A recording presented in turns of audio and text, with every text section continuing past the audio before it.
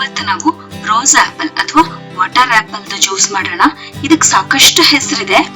Plum rose, Malabar plum, wax apple, Java apple, ಹೀಗೆ ಸಾಕಷ್ಟು ಹೆಸರಿದೆ ಇದಕ್ಕೆ.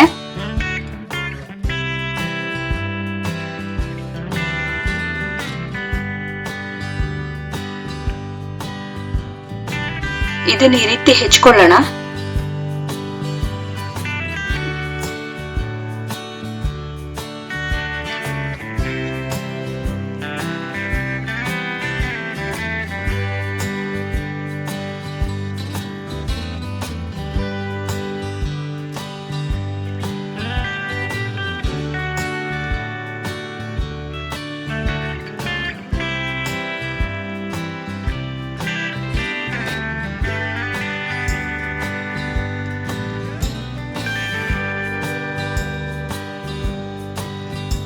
ನಾನು ಒಂದು 6 ರಿಂದ 8 ಹಣ್ಣು ಹೆಚ್ಕೊಂಡಿದ್ದೀನಿ.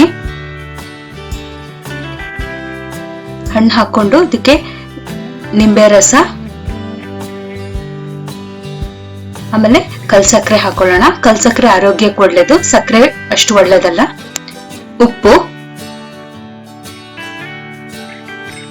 ಆಮೇಲೆ ಎಲ್ಲ ಸೇರಿಸಿ ಚೆನ್ನಾಗಿ ರುಬ್ಕೊಳ್ಳೋಣ. ಇದೊಂದ್ ಸ್ವಲ್ಪ ಗಟ್ಟಿ ಇರುತ್ತೆ.